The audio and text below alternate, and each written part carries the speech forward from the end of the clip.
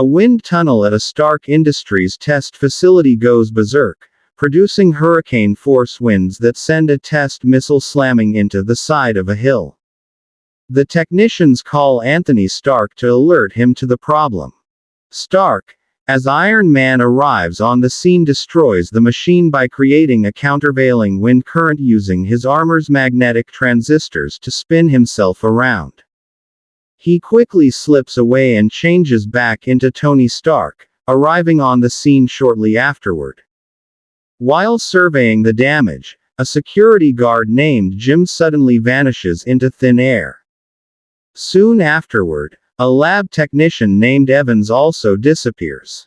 Stark and his people stand around in shocked disbelief, until a prism-like object rises out of the ground, surrounds Stark, then sinks back beneath the earth, carrying him with it.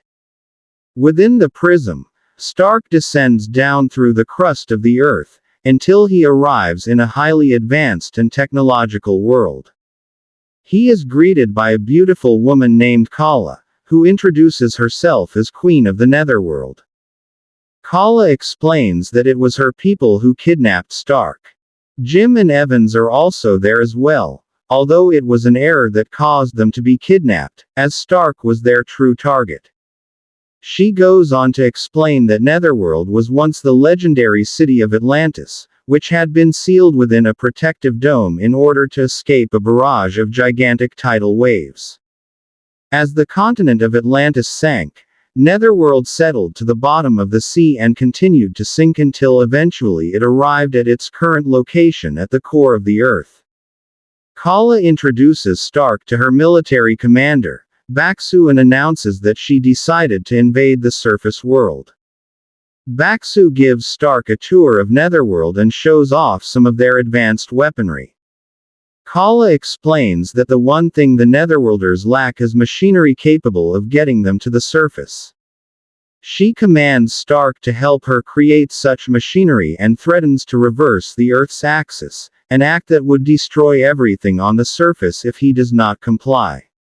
Stark explains that there are many powerful individuals on the surface, such as Iron Man, who are capable of defeating her armies, but Kala remains undeterred.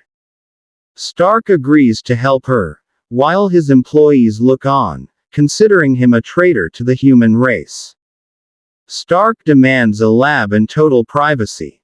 As Baksu guides him to a lab, he confesses that he doesn't think it is wise to invade the surface, and that he is very uncomfortable taking orders from a woman, despite his love for her. Alone in the lab, Stark creates replacement parts for his Iron Man armor, then busts out to confront Baksu and Kala. He tells them that he sent Stark back up to the surface to warn them of their coming. Iron Man defeats Baksu and explains to him that he doesn't want to kill him, only convince him to persuade Kala to call off her crazy mission. Baksu cooperates, but Kala still wants to fight. She calls out a disintegrator cannon to be fired at Iron Man, who destroys the weapon using a reverse energy beam. Iron Man manages to successfully counter several more of Netherworld's weapons, until he is able to get close enough to Kala to grab her and bore a tunnel through the crust of the Earth, to the surface. In the atmosphere of the surface world, Kala begins to rapidly age, her facial features turning into that of a hideous old hag. She realizes that she can never return to the surface and maintain her beauty. Iron Man convinces her to return to Netherworld in peace, marry Baksu and together rule her kingdom wisely. She decides to do so, regaining her beauty upon returning to Netherworld.